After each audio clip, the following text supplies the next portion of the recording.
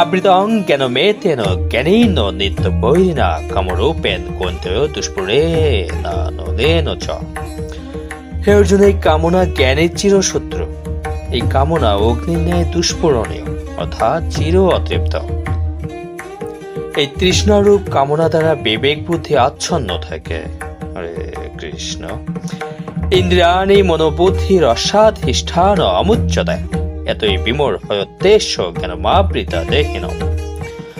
পঞ্চ জ্ঞানেন্দ্রিয়, পঞ্চ কর্মেন্দ্রিয়, মন ও বুদ্ধি এই কামনার আশ্রয়। এদের দ্বারা বিবেক বুদ্ধিকে আচ্ছন্ন করে কামনা জীবকে ভ্রান্ত করে থাকে। হরে কৃষ্ণ। তস্মাৎ মিন্দ্রিয়ান্নত্বই নিয়ম ভরতর্ষবা পপমানং প্রজাহে হেন্নং জ্ঞান বিজ্ঞান নাশনম।